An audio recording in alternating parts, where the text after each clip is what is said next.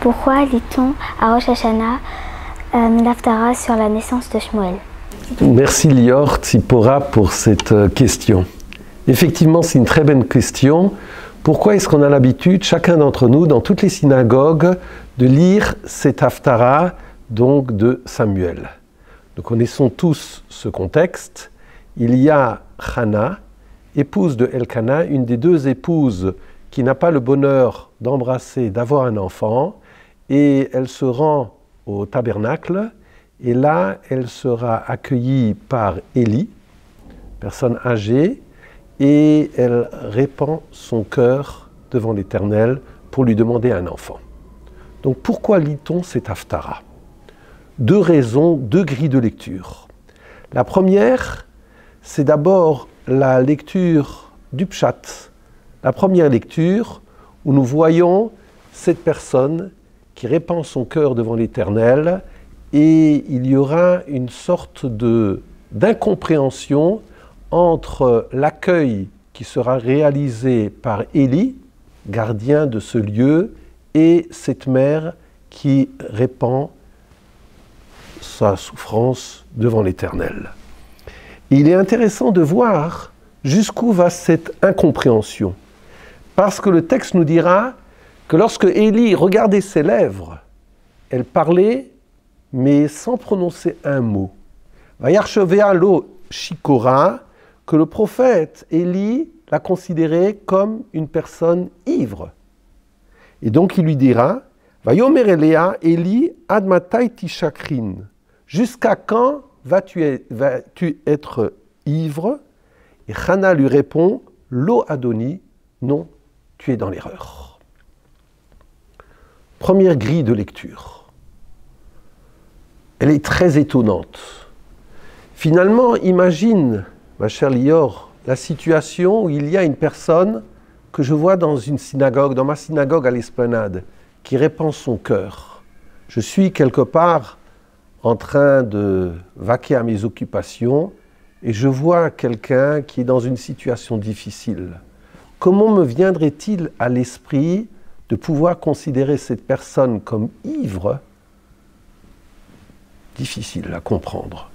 Et c'est la raison pour laquelle nos maîtres, certains de nos maîtres, proposent une toute autre lecture. D'abord, ils font une critique à Élie. Lorsque Hana lui déclare « Lo Adoni », tu te trompes, eh bien Rashi nous dira sur ce verset-là, je lis le Rashi, « Lo Adoni, lo adon ata bedavar hazeh ». Tu n'es pas maître dans cette chose-là. Tu n'es pas maître de quoi? C'est-à-dire que tu n'as pas été capable de lire de façon correcte selon les pierres du pectoral. En effet, Élie, qui était gardien de ce temple, avait le pectoral à sa disposition. Et lorsqu'il a vu cette personne-là, il l'a déclarée shikora, ivre, alors qu'en réalité, le mot shikora sont les mêmes lettres que Shera. Que Shera, être cachère. Donc Élie a lu incorrectement ce message qui lui était envoyé, puisqu'il a lu à l'envers ces lettres-là. Première grille de lecture, il lui dit donc, Lo Adoni, tu n'es pas maître dans cette situation-là, tu es dépassé. Mais ce que je te propose comme registre très original, eh bien, c'est que dans ces tensions qui existent entre Élie, tension incompréhensible entre Élie et Hana et une mère, il y a une autre perspective. C'est que Élie symbolisera quelque part notre âme. Pendant les Yamim Noraïm, pendant Rosh Hashanah et Kippour, et surtout pendant la journée de Rosh Hashanah, quelque part il y a notre âme qui est devant Dieu. Elle a soif de proximité. Et c'est la raison pour laquelle, lorsqu'elle a soif de proximité, est-ce que nous mettons en avant dans nos prières nos demandes personnelles? Si tu regardes le Marsor de Rosh Hashanah, tu verras qu'il n'y a aucune demande personnelle. Ni la paix, ni la santé, ni la réussite des enfants, quoi que ce soit, ça n'appartient pas au registre de Rosh Hashanah. Il y a un problème en tant que tel. Et donc c'est cette âme C'est Élie-là qui répond en disant « Mais tu es Shikora, tu es ivre d'avoir des demandes personnelles. » Nous savons que finalement, il y aura une bénédiction qui sera octroyée à Hannah, je brûle les étapes, et l'enfant sera appelé Shmuel, Samuel en français. Il est très intéressant de voir quelle est la signification du mot Shmuel, Samuel. Shmuel ne vient absolument pas de la racine chamois, entendre, que Dieu aurait entendu ma prière. Pas du tout, puisqu'il n'y a pas de ayin dans le mot.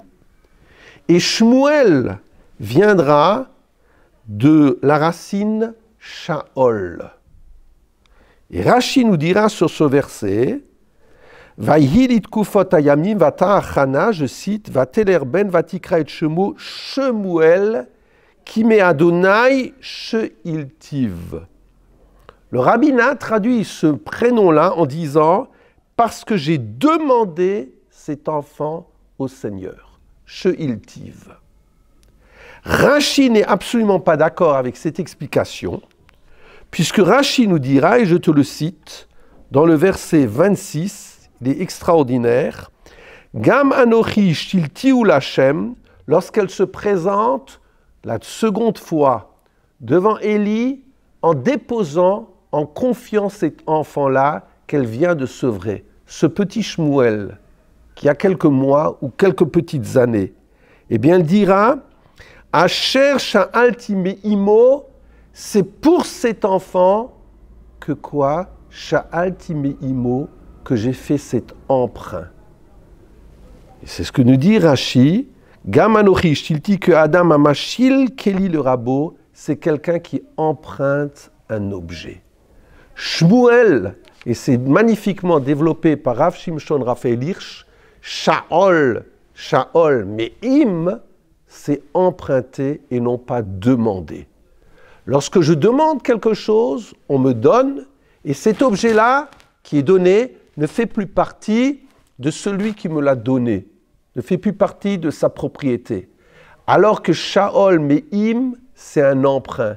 Comme s'il y avait une complicité entre celui qui me prête l'objet et celui qui en bénéficie.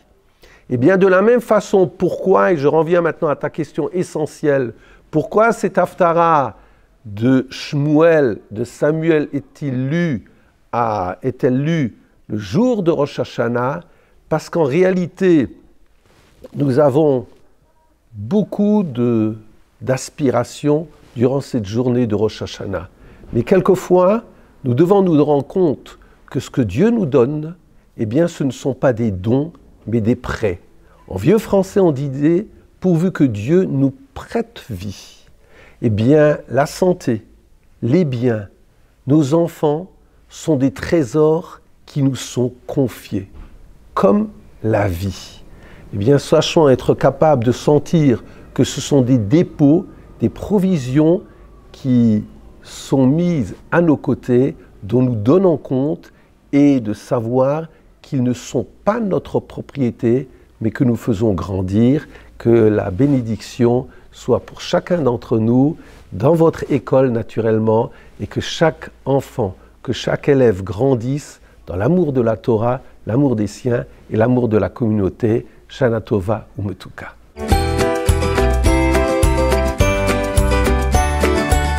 Quelle est la mitzvah du shofar? C'est de sonner le shofar ou de l'écouter?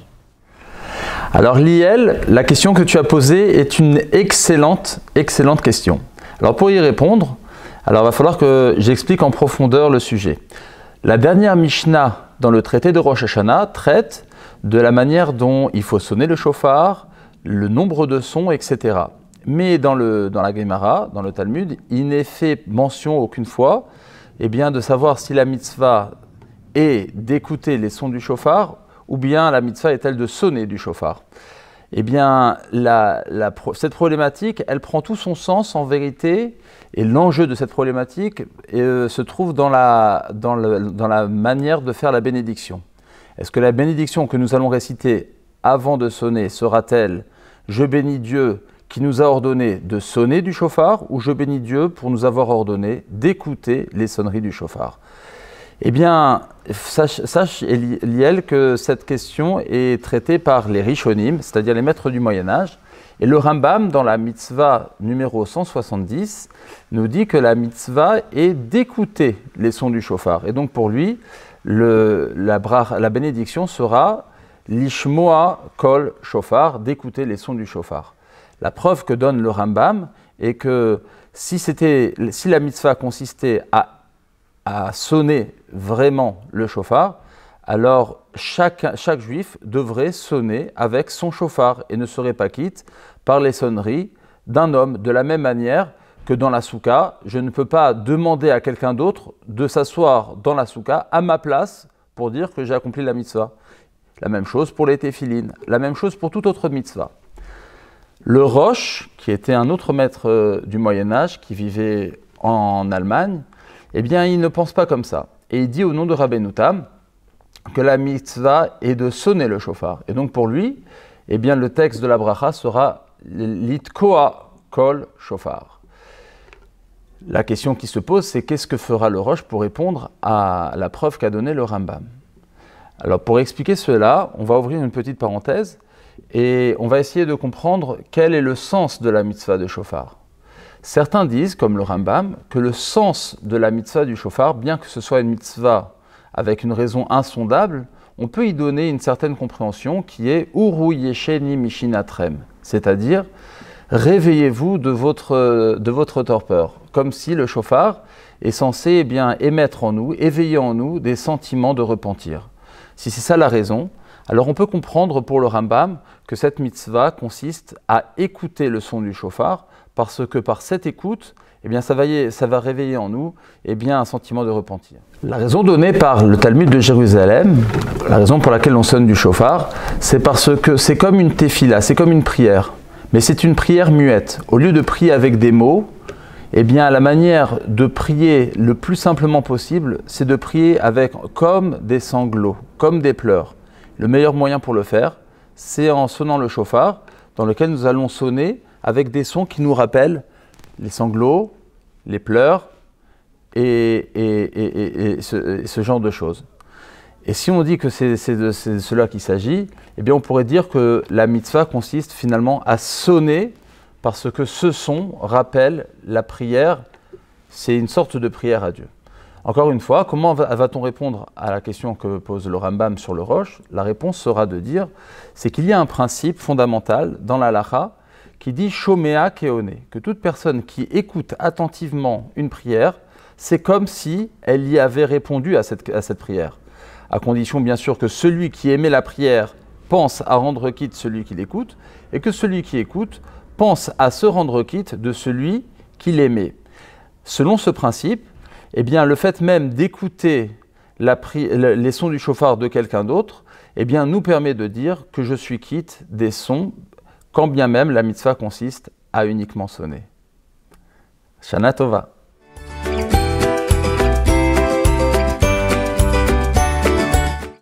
Sonner le chauffard est tellement important puisqu'il nous conduit à la tchouva. Pourquoi nous ne le sonnons pas le Shabbat? Les Chachamim ne devraient pas craindre de le transporter le Shabbat.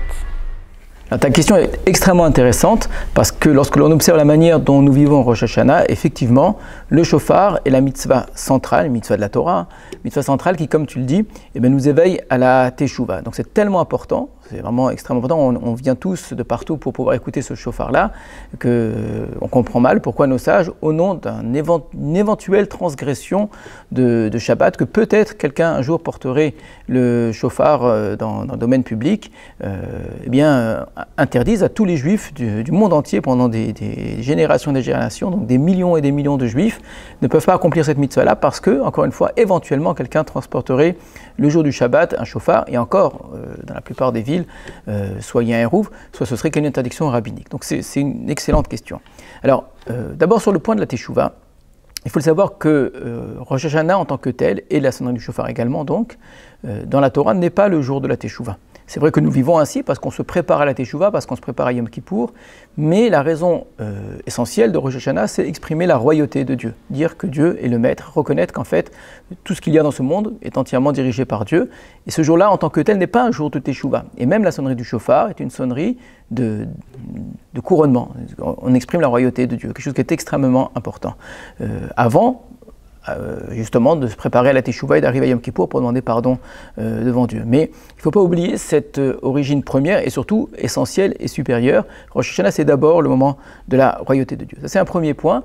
Donc, ce n'est pas dans ce sens-là qu'il faudrait peut-être poser la question. Pourquoi est-ce qu'on nous empêche de faire Teshuvah? La Teshuvah n'a pas besoin du shofar, la Teshuvah s'exprime par ailleurs.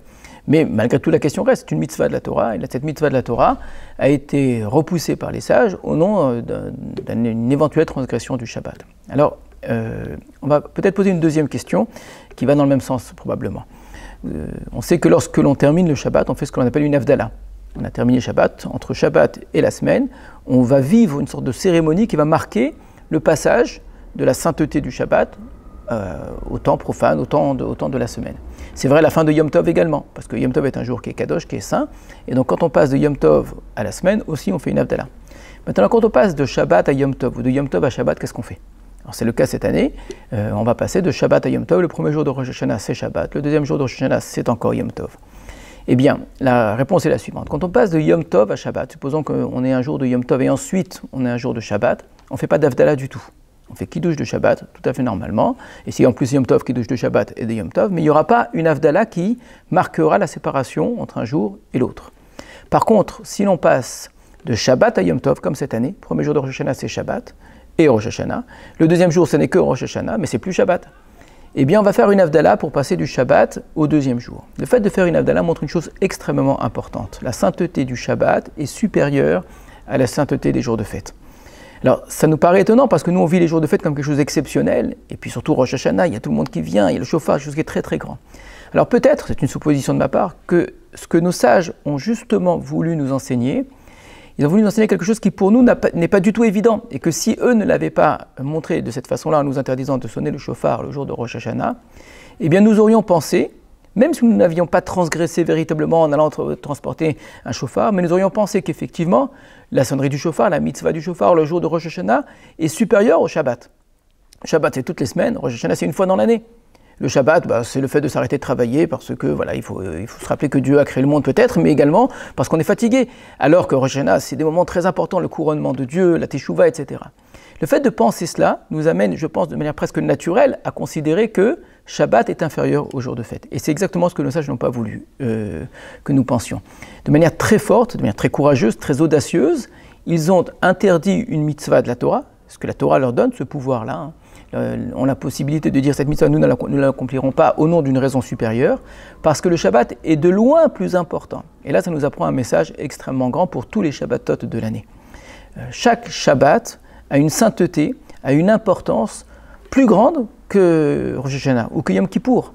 On a souvent l'habitude de dire quel est le jour du calendrier juif le plus important de l'année. Ce n'est pas Kippour, ce n'est pas Rosh Hashanah, ce n'est pas Pessah, c'est Shabbat. Chaque Shabbat, c'est un jour qui est parmi les plus importants. Et je terminerai simplement en disant que le shofar et Rosh Hashanah, c'est une façon d'exprimer la royauté de Dieu. Eh bien, Shabbat, chaque Shabbat, en s'arrêtant comme lui, eh bien, on reconnaît que c'est lui qui a créé le monde, et qu'effectivement, c'est lui qui est le roi. Et donc, chaque Shabbat, nous exprimons aussi la royauté de Dieu. Alors, Shana Tova et Shabbat Shalom.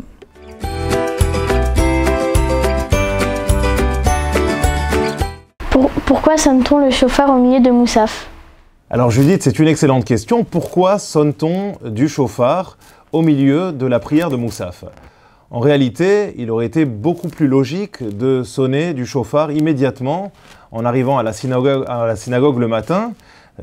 Comme le dit l'adage, Zrizin Magdimim Bamitzvot, que les zélés s'empressent d'accomplir les commandements. Et le shofar étant la mitzvah par excellence de la journée de Rosh Hashanah, on aurait dû commencer la prière de Rosh Hashanah en sonnant du shofar. Et il faut savoir que c'est de cette manière que l'on procédait avant la période de persécution où il a été formellement interdit pour les Juifs de sonner du shofar. On avait donc l'habitude de sonner du shofar pendant la prière de Shacharit, la prière du matin, la première partie de la prière du matin, sachant que le shofar doit être sonné au moment où les 3 Berachot, les 3 bénédictions particulières ont été instituées par nos sages. Vous savez que la prière de Rosh Hashanah se divise en 3 grandes parties. La première partie qui est celle de Malchuyot, celle où l'on va glorifier Akadosh Baruch Hu, l'élever au rang de roi, celle des Zichronot, des souvenirs, et enfin la 3e partie qui est celle des shofarot, du shofar. Et donc c'est à ce moment-là que l'on sonnait du shofar. Et puis l'histoire a évolué et il y a donc eu cette fameuse période durant laquelle les Juifs n'ont plus eu le droit de sonner du shofar, et on avait même mis en place des gardes de manière à ce que chaque personne qui serait tentée de sonner du shofar puisse être immédiatement arrêtée et traduite en justice. Et donc à ce moment-là, de manière à détourner un petit peu l'attention de ceux qui cherchaient à empêcher les Juifs d'accomplir les commandements, les mitzvot, on a décidé de déplacer la sonnerie du shofar à la période de Moussaf, puisque l'office se prolongeant, tout le monde imaginait que les Juifs avaient terminé leur prière et qu'il n'y avait plus à ce moment-là de risque qu'ils sonnent du shofar. Lorsque finalement cette période s'est calmée et que les Juifs ont de nouveau pu sonner du shofar sans aucun problème, nos sages ont décidé de maintenir la sonnerie du shofar comme cela avait été donc décidé au moment de la période de persécution. Et donc on a continué à sonner du shofar au début de l'office de Moussaf. Alors, simplement pour compléter ma réponse à ta question, pourquoi est-ce que dans ce cas on a décidé de diviser en 2 les moments de sonnerie du shofar, un premier moment juste avant le début de l'office de Moussaf et puis un deuxième moment pendant la Hamida, avec une différence entre la tradition séfarade et notre tradition à nous, des Juifs de la vallée du Rhin, où l'on ne va sonner que pendant la répétition de la Hamida et non pas pendant la Hamida à voix basse, tandis que les Séfaradim et une certaine partie du milieu du monde ashkénaze a l'habitude de sonner du shofar également pendant la Hamida qui est récitée à voix basse. Le fait d'avoir choisi ces 2 moments vise en quelque sorte un petit peu à déstabiliser le Satan. Alors, on a fait une première partie et le Satan qui cherche un petit peu à intervenir de manière à ce que nous puissions dans notre quête de Teshuvah, de retour vers Akadosh Baruch Hu, être nous-mêmes déstabilisés, pourrait imaginer qu'après cette première sonnerie de shofar, c'est terminé, il ne se passe plus rien. De manière à le déstabiliser, nous enclenchons une autre série de sonneries durant la prière de Moussaf, dans la plupart des communautés, nous sonnons encore une dernière série après la Hamida, de manière à atteindre les 100 sonneries, ces 100 sonneries qui sont devenues une véritable tradition, même si d'après le din strict, d'après la loi stricte, on se suffit bien sûr de moins de sonneries, 30 sonneries suffiront, de manière à avoir couvert l'ensemble des combinaisons possibles. Aujourd'hui, donc, cette tradition est bien ancrée dans l'ensemble des communautés de sonner ces 100 sonneries.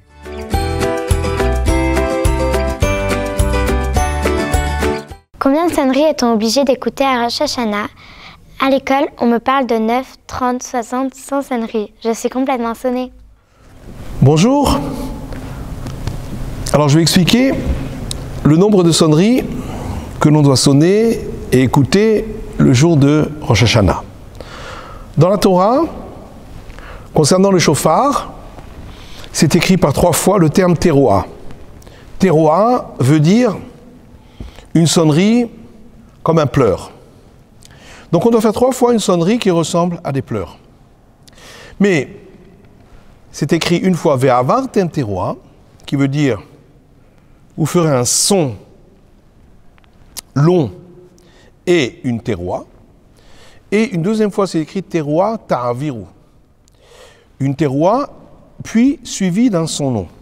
Et c'est pourquoi il faut d'abord un son long, ensuite un son saccadé de pleurs, et ensuite un son long.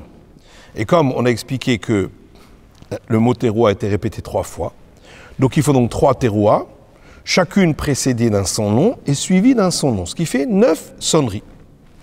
3 fois le même cycle, son long, son saccadé de pleurs et son long.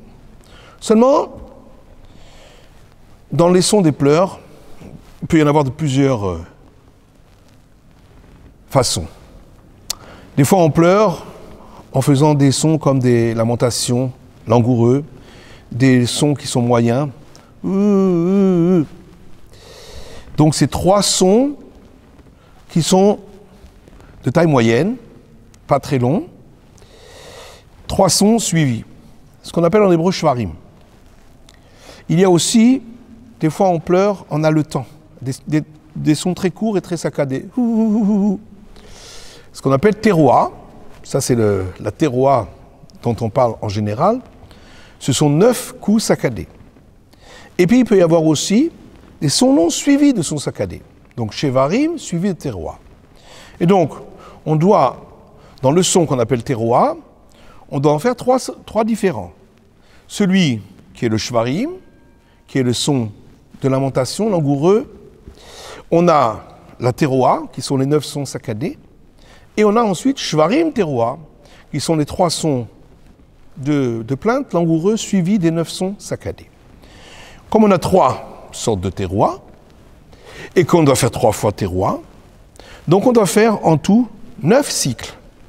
9 cycles, chaque fois précédés d'une tekiya, d'un son long, comme on a expliqué, et suivi d'une tekiya, suivi d'un son long. Donc on aura à chaque fois un son long, un son de pleurs, un son long, mais répété 3 fois, et aussi 3 sortes de sons de pleurs, ce qui veut dire en tout 9 cycles. Ce qui fait combien de sonneries? Eh bien, pour le premier cycle, qui est le son des pleurs, shevarim teroa, on aura une tekiya avant et une tekiya après. Ceci répété 3 fois, ce qui fait en tout 12 sons. Ensuite, pour le second cycle, on a shevarim, qui est le son des pleurs, précédé de tekiya, le son long, et suivi de tekiya, le son long. Tout ceci répété 3 fois, ce qui fait 9 sonneries. Et ensuite, on a le troisième sorte de pleurs, teroa, les 9 sons saccadés, précédé d'un son long et suivi d'un son long, et répété 3 fois, ce qui fait aussi 9 sonneries. Donc 12 plus 9 plus 9, ça nous fait 30 sonneries. Celui qui a écouté ces 30 sonneries à Rosh Hashanah, il s'est acquitté de son devoir. Si on n'a pas écouté ces 30 sonneries-là, on ne s'est pas acquitté de son devoir. Lorsqu'on est à la synagogue, en public, dans la prière publique, les sages ont demandé de non seulement sonner ces 30 sonneries, juste après la Kriyat Torah, après la lecture de la Torah, mais de répéter ces sonneries pendant le Moussaf, pendant la prière du Moussaf, à chacune des 3 bénédictions centrales du Moussaf. La première pour les Malchuyot, où on proclame la royauté de Dieu. La deuxième pour les Zichronot, où on proclame que Dieu se souvient de tous les actes de toutes les créatures ce jour-là. Et la dernière pour les Shofarot, où on proclame le fait que l'Éternel écoute le son du shofar. À chacune de ces 3 brachot, de ces 3 bénédictions, eh bien, on refait un cycle de ces sonneries, donc 10 et 10 et 10. Donc on ne refait pas les 30, on en fait 30 en tout, en faisant donc pour ces 3 bénédictions, ça nous fait les 30, mais chaque fois 10. Certains font aussi, les séfarades et aussi les chassidim, dans le rite polonais, on le fait également dans la prière que l'on dit à voix basse, lorsqu'on est à la synagogue. Donc ce qui en fait 30 pour la prière à voix basse et encore 30 pour la répétition. À part cela, nos sages ont dit de faire en tout 100 sonneries. 100 sonneries pour rappeler les pleurs, les pleurs que la mère de Sisra avait faites pour son fils. Si déjà elle a pleuré pour son fils, combien on doit pleurer pour nous-mêmes, pour faire en sorte que Dieu nous accorde une bonne année. C'est pourquoi on a l'habitude de sonner 100 sonneries. Donc les 30 sonneries célestes sont obligatoires pour tout le monde, qu'on soit à la synagogue, qu'on soit en dehors de la synagogue.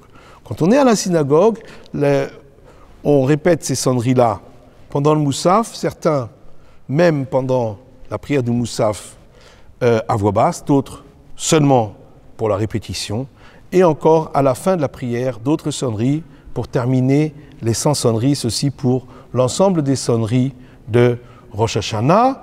Shana Tova, une bonne année pour vous tous, pour nous tous et pour l'ensemble de la communauté. Shana Tova.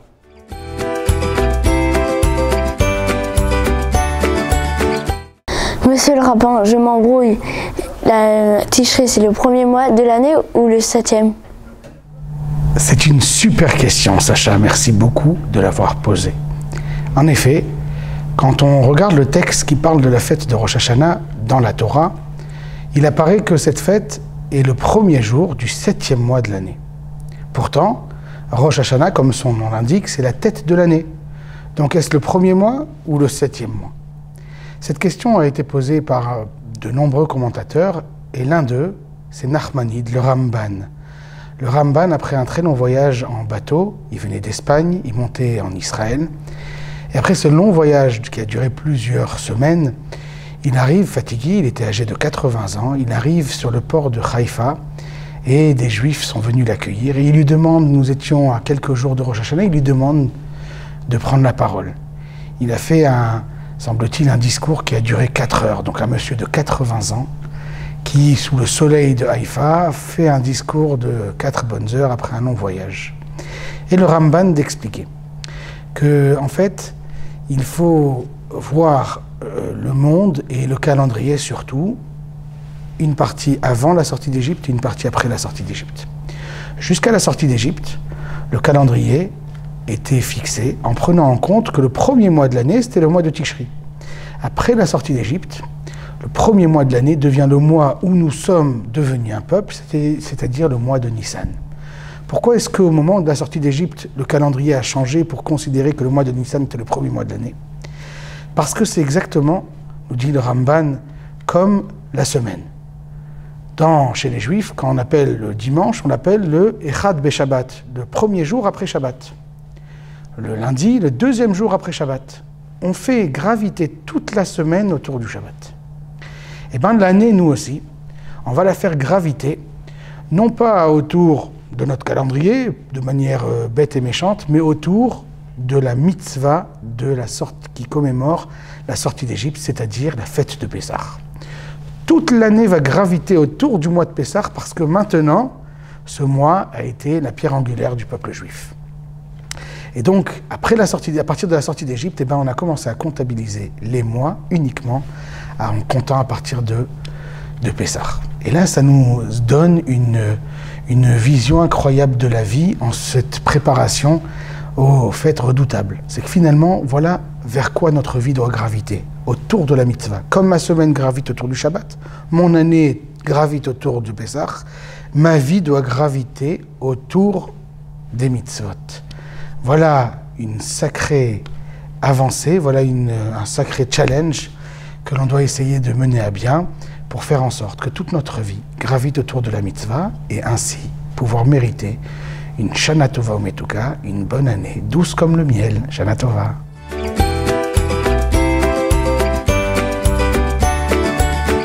Quel est le rapport entre Ishmaël dont on parle dans la lecture de la Torah et Rosh Hashanah? Bravo pour ta question pertinente, chère Liana. En effet, peu de gens remarquent que le personnage d'Ishmaël est lié à ce jour de Rosh Hashanah. Avant tout, il faut rappeler un épisode de la vie d'Ishmaël relaté dans la Torah. Lorsque Agar, la servante d'Abraham, a été chassée par Sarah, après que cette dernière ait raillé et ironisé à propos de la stérilité de sa maîtresse Sarah, Agar et son fils se retrouvent errants dans le désert, mourant de soif. Devant les supplications et les prières de Agar, désespérée de voir son fils Ishmaël presque à l'agonie, l'Éternel veut susciter un miracle en faisant jaillir une source d'eau pour étancher leur soif. Le Midrash rapporte à ce propos que des anges interviennent pour s'opposer à ce miracle en arguant du fait qu'au moment de l'exil de Nabuchodonosor, le peuple d'Israël sera assoiffé et les descendants d'Ishmaël les priveront d'eau. L'Éternel leur répond en leur posant la question, à savoir, Ishmaël était-il à cet instant un rachat, un impie, ou bien un tzaddik, un juste? Les anges lui répondent que Ishmaël est un tzaddik, un juste à ce moment-là. L'Éternel leur rétorque la fameuse phrase du verset Ba'asher ou Sham, qui veut dire qu'on ne juge l'être humain uniquement que sur l'instant présent. À ce moment-là, le miracle a lieu. La source d'eau jaillit et Agar et Ishmaël sont saufs. Alors, chère Liana, que nous dit véritablement ce Midrash? Rappelons que le jour de Rosh Hashanah, c'est exactement ce passage-là que nous lirons à la Torah. Que vient-il nous enseigner? L'enjeu majeur de Rosh Hashanah est de supplier l'Éternel de nous inscrire dans le livre de la vie. Après avoir examiné nos agissements, nos comportements, nos réalisations, nos actions, bonnes ou mauvaises, enfin, après avoir établi un bilan, l'Éternel décide ou pas de nous octroyer la vie. C'est donc sur une situation immédiate, telle qu'elle se présente à lui, que l'Éternel nous accordera la vie ou pas. Bien qu'en réalité, grand est le risque que dans un futur, par faiblesse, l'être humain puisse fauter, puisse transgresser les commandements divins, en un mot devenir un rachat. Malgré cela, l'Éternel, dans sa grande bonté, fait un pari audacieux sur l'être humain, porté par une sorte d'optimisme sur sa condition future. Aujourd'hui, le jour de Rosh Hashanah, nous nous comportons comme des tzadikim, des justes. Alors toute l'année, aux yeux de l'Éternel, nous resterons et nous demeurerons des tzadikim. C'est pourquoi nous évoquons le personnage d'Ishmaël dans la paracha de ce jour si solennel, qui exprime le salut d'Ishmaël grâce au jugement divin fondé sur son statut immédiat, c'est-à-dire comme il est à ce moment-là, un tzaddik, il mérite donc d'être jugé favorablement en tant que tel. De même, nous aussi en ce grand jour, nous rappelons le souvenir du jugement d'Ishmaël pour que le Tout-Puissant puisse nous aussi nous juger selon nos actions immédiates. C'est donc porté par cette confiance divine que l'être humain trouvera la conviction et les forces nécessaires pour tenter de rester authentique. N'oublions pas que toute l'année à venir se jouera sur nos prières et notre sincérité en ce jour si important. Shana Tova à vous tous.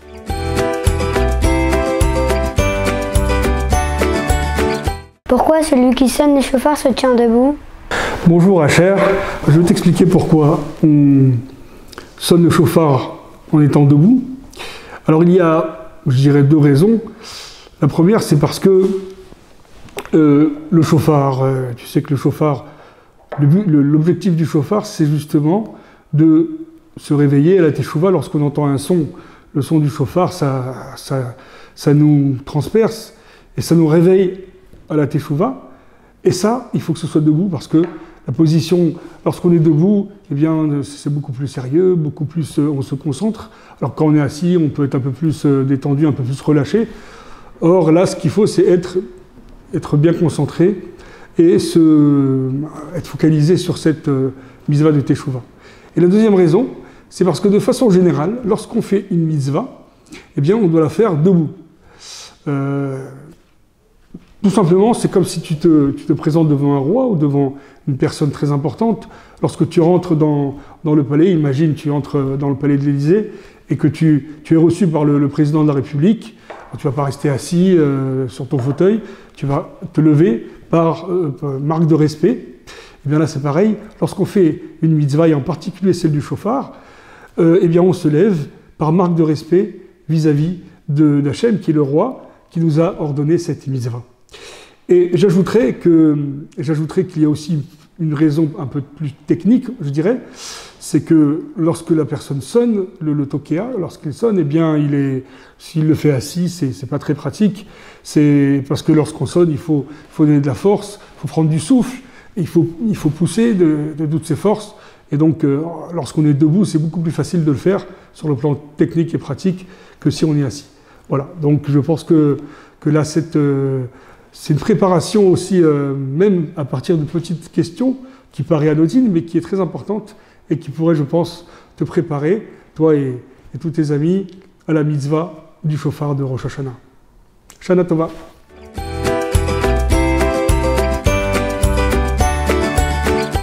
quel est le sens de Tachlir? Alors c'est une excellente question que vous posez. Moi personnellement, j'ai jamais rien compris à Tachlir.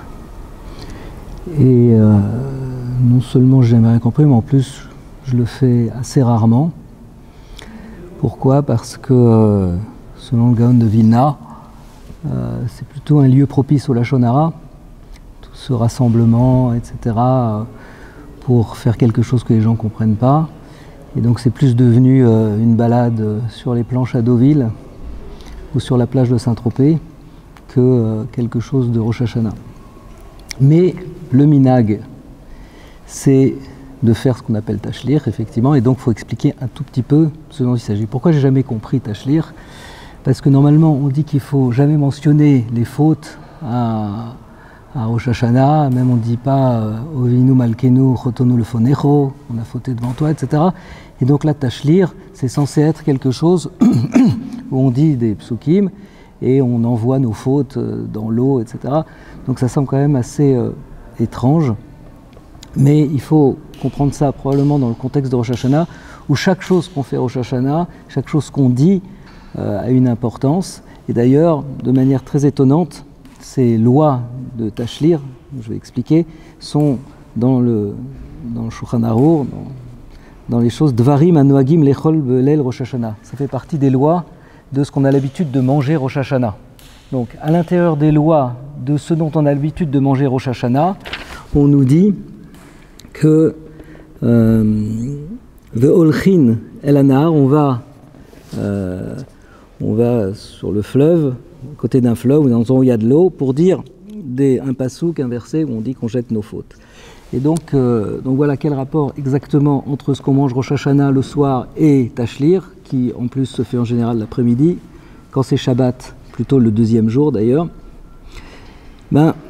Parce que c'est un jour, comme ces choses qu'on mange pendant la Séouda, c'est un jour où chaque chose qu'on fait a une importance et démesurée.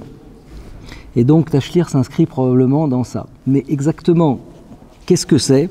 Alors d'après le Mishnah Boa, il dit comme ça, il dit que dans le Midrash on dit qu'Avraham Avinu, quand on lui a donné l'ordre de faire la Hakeda, de sacrifier son fils, au moment où il y est allé, puisqu'à Rosh Hashanah, l'essentiel de Rosh Hashanah tourne autour du sacrifice d'Yitzhak, donc quand il y est allé, alors on dit qu'il a traversé un fleuve et qu'il avait de l'eau, jusqu'au nez, et que ça lui était très difficile de traverser ce fleuve, et que le Satan est intervenu pour qu'il ne puisse pas faire la Hakeda, qu'il soit au bord de se noyer et qu'il se dise malgré le fait que j'y arrive pas, je veux vraiment y aller, et donc il a traversé ça. Et donc on va faire Tachlir à côté d'un fleuve pour rappeler qu'Avraham Avinu, malgré les empêchements qu'il a eus de faire la Hakeda, l'a quand même fait. Et donc on apprend probablement quelque chose, si on dit que c'est ça Tachlir, quelque chose de très important, c'est que dans la vie, quand on fait des choses qui ne sont pas évidentes, alors quand on a des empêchements qui nous empêchent de le faire, mieux vaut s'arrêter de faire. D'accord ? Quand on fait une affaire, qu'on voit qu'il y a plein de choses qui ça marche pas, mieux vaut arrêter. Par contre, dans les mitzvot, c'est le contraire. Quand on voit qu'il y a plein de choses qui nous empêchent de les faire, c'est que c'est bon signe, c'est vraiment ces mitzvot-là qu'il faut faire. Agit Yur, Shana Tova, à la prochaine.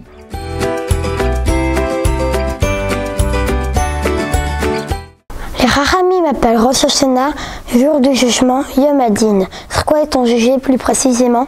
Est-ce qu'on doit avoir peur? Bonjour Gabriel. Alors tu as posé la question par rapport à Rosh Hashanah. Sur quoi on était jugé et est-ce qu'il faut avoir peur du jugement? Je dois t'avouer que c'est une très bonne question. Et pour tout te dire, c'est une question que je me pose tous les ans. Alors comment je réponds à cette question? Alors pour répondre à la première partie de la question, c'est-à-dire sur quoi on est jugé. Alors on est essentiellement jugé, on va dire, sur la question matérielle de notre situation.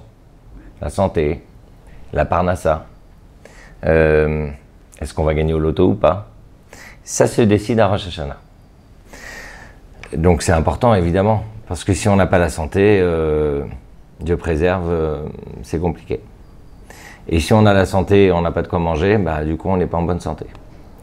Donc il faut avoir les deux. C'est très important d'avoir les deux. C'est même très important d'avoir une très bonne parnassa. Parce que quand on a beaucoup d'argent, on peut faire beaucoup de mitzvot. On peut donner beaucoup d'argent à la tzedaka. On peut aider beaucoup de personnes qui sont dans le besoin. On peut payer les écoles et l'éducation juive qui coûtent très cher. Donc c'est important.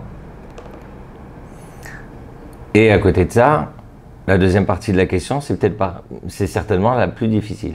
Est-ce qu'il faut avoir peur? Alors je vais te raconter une petite histoire. C'est l'histoire de deux amis qui se rencontrent quelques jours avant Rosh Hashanah. Alors il y en a un qui est très joyeux, jovial, et tout content que c'est bientôt Rosh Hashanah, et l'autre qui est triste. Il a peur, il ne sait pas comment réagir. Alors, celui qui est très content, il regarde l'autre, il dit « Mais dis-moi, pourquoi tu es dans cet état-là d'angoisse, tu es soucieux ?» Il lui dit « Mais tu te rends pas compte? Dans 4 jours, je passe au tribunal. » Il dit « Comment ça ?» Il dit « Bah oui, dans 4 jours, c'est Rosh Hashanah. Et Dieu va me juger. Et là, on ne peut pas mentir, on ne peut rien faire, Dieu, il sait tout. » Eh ben, c'est le tribunal. Imagine-toi que tu as demain rendez-vous avec le tribunal pour quelque chose de très grave. Ben forcément, tu as peur. Tu es angoissé, tu ne dors pas la nuit. Ah, l'autre, il dit « Ouais, je te comprends. » Il dit « Pourquoi toi, tu n'as pas peur? C'est pas Rosh Hashanah pour toi ?» Il dit « Si, si. » Il dit « Bah alors, pourquoi tu souris ?» Il lui dit « Parce que moi, je sais qui est le juge.